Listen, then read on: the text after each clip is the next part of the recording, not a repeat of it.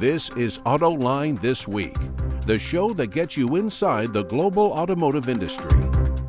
Autoline This Week partnered with the Consulate General of Canada in Detroit to produce this episode. Hi, I'm John McElroy. Welcome to Autoline This Week. Today we're going to be talking about what's going on in Ukraine. You all know about the Russian invasion that's going there and the impact that it's having on the world. It's also having a big impact on the automotive industry.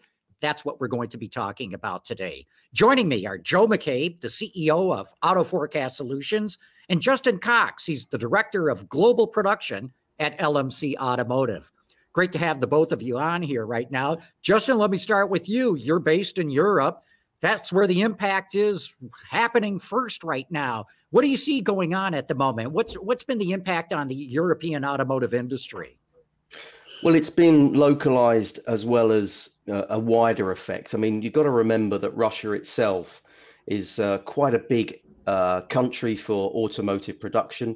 Its last year was the second biggest auto producer after Germany. So, third biggest. And 10 years ago, it was the second biggest after Germany, with the view that its market would be quite strong. Indeed, the expectation was that it would actually beat German market size in the future. So it's kind of a sorry story that it's now halved in terms of the expectations, halved in terms of where we thought it would be. So the local immediate impact on Russia has been pretty horrendous. Now, of course, it's gone wider than that in Europe. It's gone out towards to the Ukraine auto component industry. It's been particularly important, and that's had a knock-on effect on some of those have been heavily exposed to sourcing in Ukraine, particularly German OEMs. Mm-hmm. Joe, you track all kinds of sales and production all over the world. What's been the impact that you've been able to watch so far? We're seeing a similar impact. First of all, John, thank you for having me on here. We are having, basically, as Justin says, the Russian market, ever since the 2014 sanctions came in, they really weren't able to really break through that 1.6 million. But in 2012, they were able to do 2 million units a year. So, the issue with Russia we see is that they satisfy high majority of their production, satisfies their domestic consumer. So when you talk about what's happening in Russia and the Ukraine, and you talk about the products they're trying to build and who they're trying to satisfy, and that consumer being a Russian citizen having a ruble that's been decimated, it's only snowballing the effect of what their production landscape is going to do. And as Justin says, we agree, it's spreading across Europe, not just the production side, but also the stranglehold they have on oil, the raw materials they have, and so on. So the ripple effect is just massive. Yeah, and we'll get into all of that too. But Justin, wow, if Russia at its peak was 2 million, down to about 1.6 million or 5 or so, how low can it go? Well, it was around 2 million a few years back, and then last year it was about 1.5 million. So now we're looking at it to be below 700,000. With depending on what goes on, I mean, there's so much uncertainty. It could go below that, and we had a March figure for sales, and as Joe says, it's quite a closed industry and closed market. What it tends to build, it consumes, so that the market there is having an impact too. So it was a pretty miserable March, but worse than our expectations. So the signs are that it could be even worse than our expectations of around sort of 650 to 700,000 in terms of production in Russia. Wow, that's a massive drop. Yeah. Joe, who are the automakers that are most affected by this? Renault Nissan is by far the biggest one there. I mean, by a factor of 3, or Hyundai and things of that nature. So they're sort of caught in a crack. The Togliatti plant is a really important plant for them. It's a massive size plant. It's a lot of their production landscape. The biggest fear we see, though, in Russia is if Putin wants to come in and nationalize the plants for the sake of his economy, what do these manufacturers do for a long-term investment? So Renault said they were in, then they're out, and you're going to see a lot of this sort of shuffling to make sure they can maintain their footprint, yes, at a much reduced level. I think we all can agree to that. But what their long-term play is, it's really going to be tricky how they play this thing out. Justin, okay, let's say Putin nationalizes all these foreign operations. Can they build cars anyway with being cut off essentially from maybe just about everybody except China? Well, it would certainly be very problematic. So a lot of the cars and the components are sourced from the western part of Europe, or at least the sort of that part. So it will be very challenging. What you'd expect to see over time is a sort of deterioration of the asset. One thing that may happen is that you could see a resurgence, or at least an increase in Chinese investment in domestic assets. So there could be a turnaround there, and we could see support from China in the longer run. Mm-hmm. Joe, what do you think? Can the Chinese make up for lost production, or are they going to be afraid of getting slapped with sanctions themselves if they do it? Yeah, on paper, and I agree with Justin on paper that says, China being their friend is a logical solution for coming in, taking over some of the capacity. I'm a little concerned that they want the optics not to be so changing off of them, off of Russia and onto them. The next shoe to drop potentially is the whole China and Taiwan conversation. And everyone's sort of saying, well, when is China going to get more influence? When are they going to help their friend out? I think they're trying to keep arm's length away from the situation. If they came in as the shining white knight and they basically said, we're going to take over the capacity, all of a sudden that optics changes and includes China in the same conversation of Russia. I think China wants to stay out of the conversation. I can see that potentially coming in a little bit, but taking over full force and production from other Western European manufacturers, I think it's going to be risky for them. They may still do it, but I think the risk of the long-term impact of them, it could be severe. Justin, what do you think of the impact is going to be on Renault and Hyundai? Hyundai is, I think, the second largest, the Hyundai group, Kia and Hyundai together, second largest auto producer in Russia. Others are there, of course, but not with a significant production footprint. What's your analysis of what's going to happen with Renault and Hyundai there? Yeah, I mean, Renault and Nissan have got a big presence, as Joe was saying. About 40% of output last year was just down to them. So they've got this big investment. So they're well invested in the region. So it's a significant hit if they walk away. We're not completely sure that they will walk away. I mean, there's so much uncertainty that they're playing a kind of wait and see approach. They were going to make an announcement about their future plan at the end of last week. That kind of was postponed or delayed. So, maybe this wait and see approach will continue until perhaps they see reducing of this political pressure, maybe a ceasefire, a troop withdrawal, or even a regime change, in the future. So all things could play out. So maybe they won't have to decide right now, and it could take some months breathing space.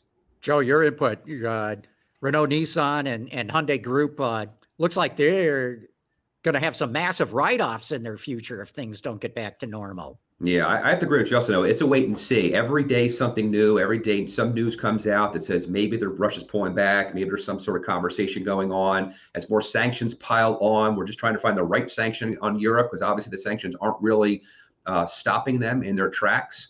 So I think everyone's playing this wait and see. Automotive's has a glacial speed to it. We all know that. So when we're talking about planning out vehicles that aren't going to start being produced for 3 years from now, making that core decision to shut down today, I don't see them doing it. I see them playing on the fence, saying, yes, they don't support the actions that Russia's doing it, but we still as a company we're a public company. We have shareholder value to satisfy.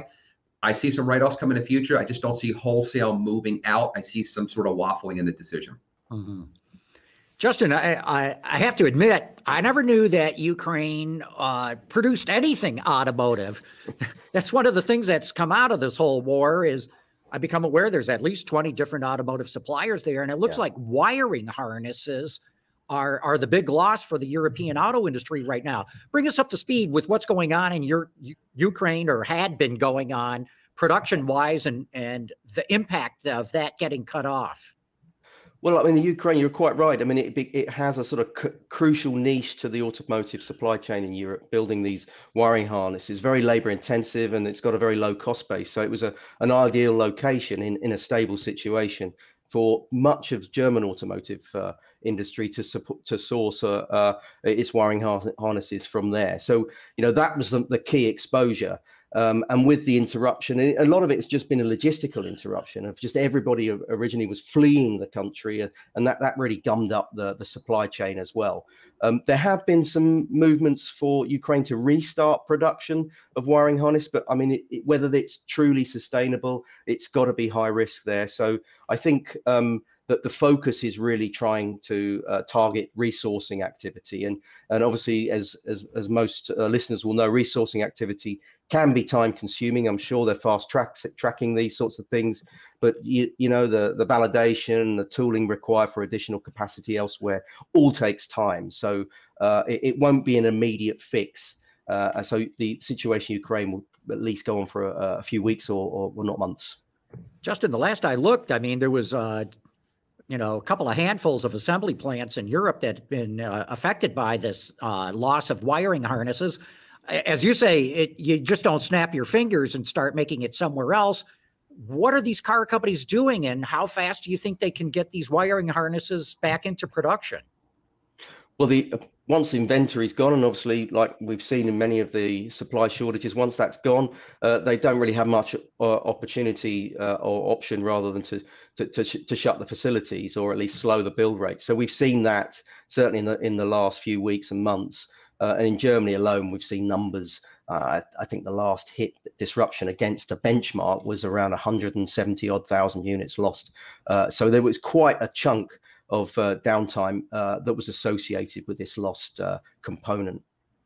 Joe, how do you think these automakers are going to be able to find new sources for wiring harnesses, and where?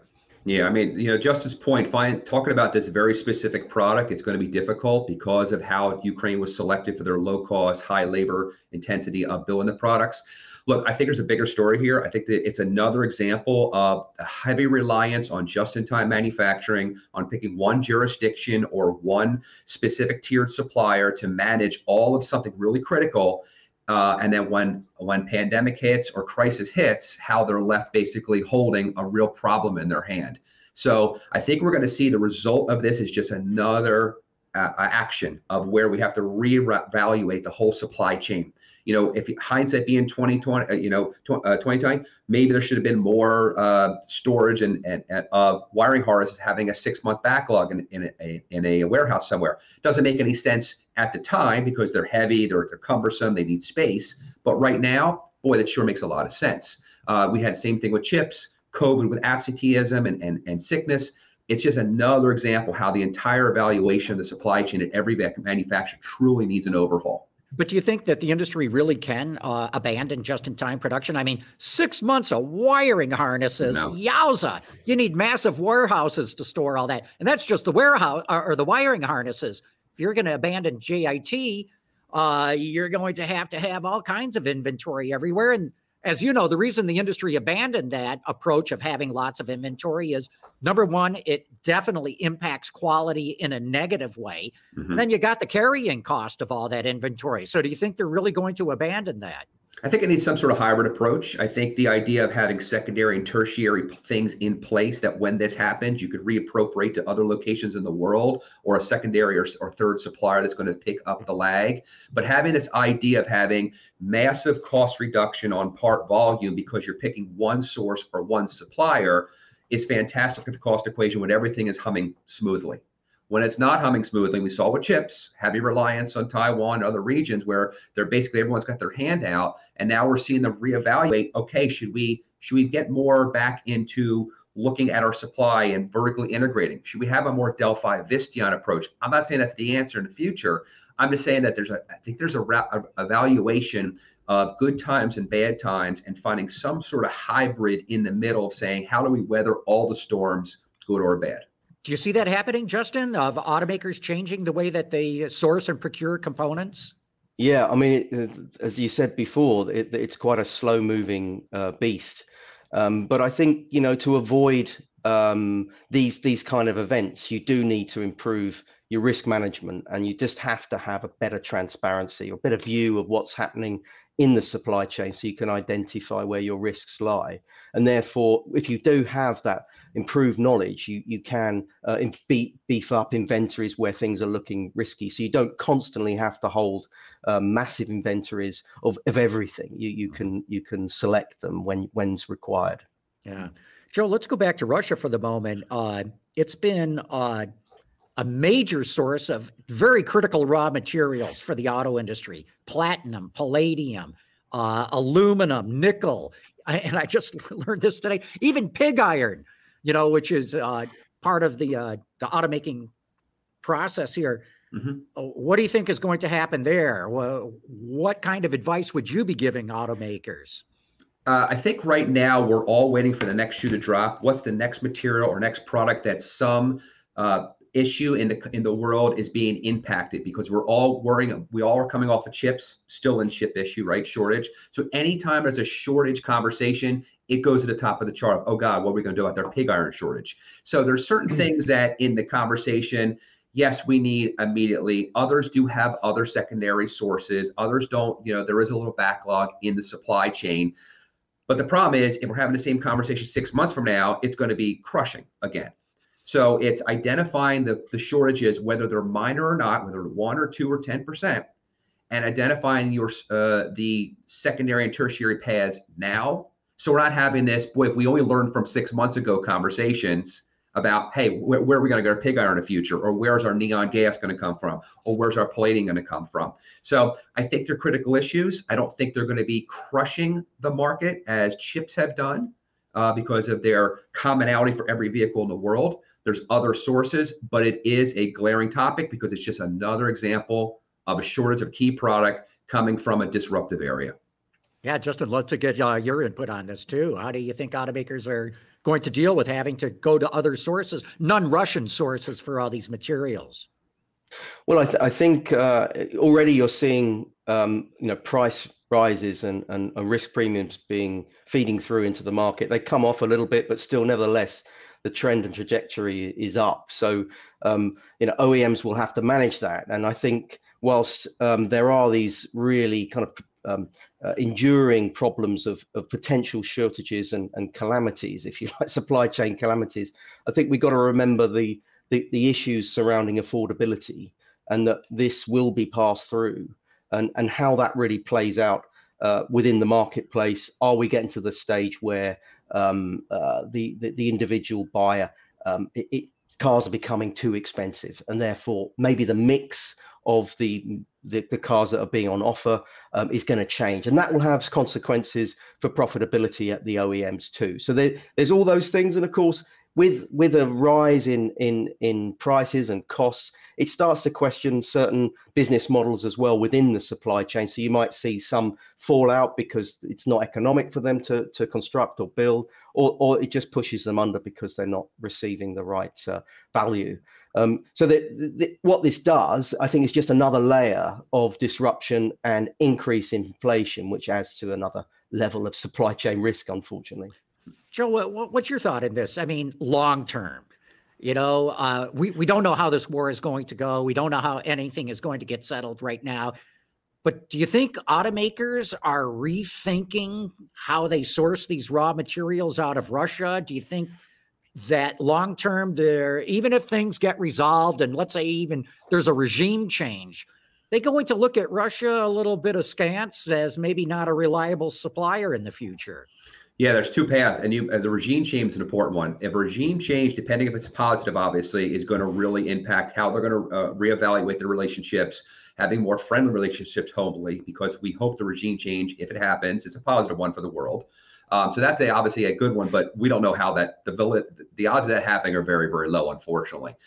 Yes, they're going to reevaluate their whole supply chain and how they work with Russia. This is a now problem, but the long-term optics of working in Russia and the investment risk and the instability it creates, that can't be something automotive manufacturers can support, knowing that we all agree automotive works at a very, very slow pace. We can't fix today's problem all of a sudden it's fixed. We're trying to fix problems for the next 5, 10, 20 years in automotive right now.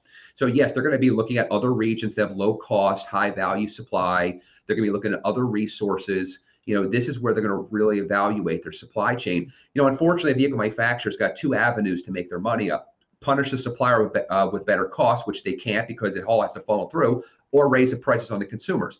Both are going to happen, unfortunately. We don't see the manufacturers dropping the price of the vehicles for the sake of getting these vehicles out to market, especially in today's climate where it's a more build-to-order strategy. So the whole thing is a moving target right this second, but the fluidity of really looking at your markets by the risk of management, as Justin brought up earlier, is a really key factor, not just a fact of what they can supply, but how they can supply that for 20, 30, 40 years.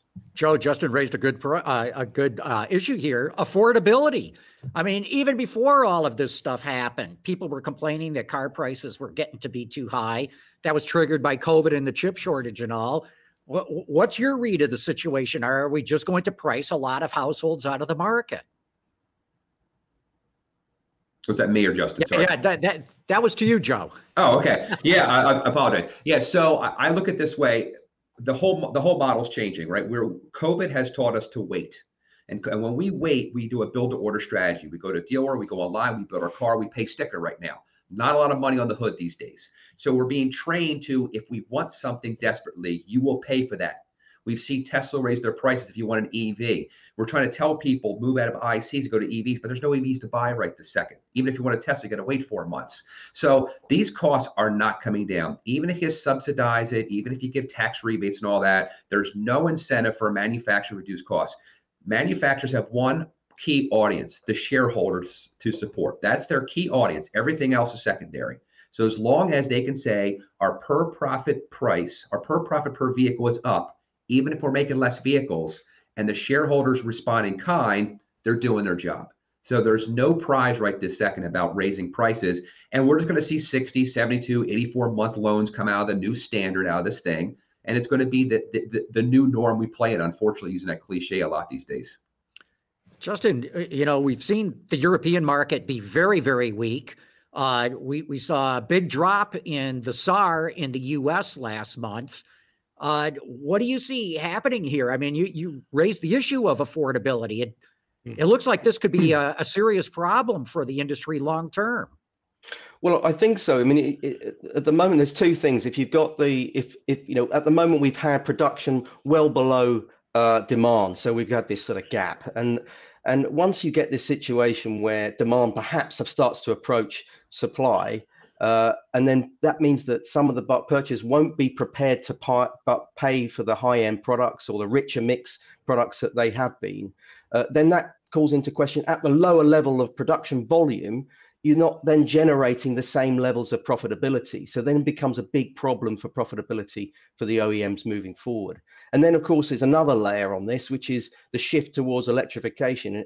We've seen the rise in nickel, lithium, and all these very important raw materials for battery electric vehicles, particularly batteries. And we've seen the idea is that battery technology and batteries become cheaper in the longer term. And at the moment, it's pointing that it's going the other way. So the shift from ICE-based products to electrification has got to be under a threat because of the affordability issues and appeal of battery electric vehicles, particularly in Europe and elsewhere.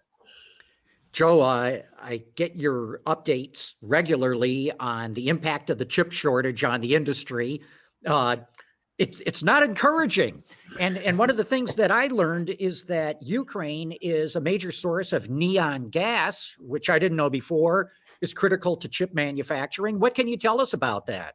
Yeah, so far we're not seeing the impact of neon gas to the fact that it's physically impacting the manufacturing. There is a sort of an inventory of the gas needed at the chip manufacturers.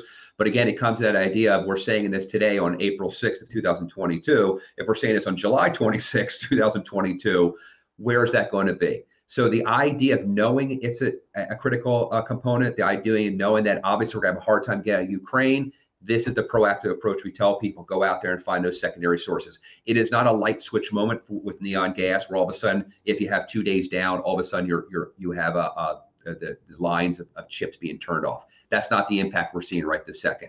But we are preparing for the unfortunate inevitability if we are having this conversation several months from now. Yeah, when the chip shortage hit about almost 2 years ago now, everyone said, oh, it'll get solved in a year. And when that didn't happen, they said, oh, yeah, you wait 2022, everything will be back to normal. When's it going to get back to normal, Joe? Oh, geez, normal. So the only definition we see of normal is a reconfiguration, how things get done. The manufacturers are decontenting the vehicles, taking out the non-safety stuff that use a chip, heated seats, heated steering wheels, whatever it might be, and then offering that consumer the ability that if they can retrofit it later, come back to the dealer 6 months later when we have the chip and we'll get it there. So they're trying to find creative ways to get the vehicles into the hands of the consumers. We are seeing a bottoming out. You've seen our story every week. We are, looking at 12 million units of impact of vehicles since the beginning, 7 million lost vehicles, and there's more coming. We're not out of the woods, but we do see this idea of, we're still calling for a Q4 flattening, let's call it, where that flattening is a combination of manufacturing capacity coming back on board and turning a positive note for automotive manufacturers, in addition to the creativity they're doing with vehicles and decontenting them. So those two ideas, although they're slow, are probably going to have to work in lockstep with each other. It can't just be all of a sudden we're waiting for chips and getting chips out. There's going to be some creativity in how we're getting the vehicles to the consumers. Justin, we're down to the last minute here. Anything to add to that? No, I think Joe's done a good assessment there. I certainly, we were expecting things to begin to improve from the second half of this year, like so many. What we've seen is trying to dissect or unravel or unpick the difference between downtime that's associated with the Ukraine crisis and that's down to chip shortages is quite difficult, challenging. But nevertheless, we've certainly seen a really poor start to 2022's production in Europe, particularly as Joe said in the US as well. But down to chip shortages, not just down to the Ukraine situation and wire harnesses too. Yeah, what a time in the industry. I want to thank you both for your time and your insights today. Joe McCabe from AutoForecast Solutions, Justin Cox from LMC Automotive. Thank you. I learned a lot. Thank you. Thank you, gentlemen. Autoline This Week partnered with the Consulate General of Canada in Detroit to produce this episode.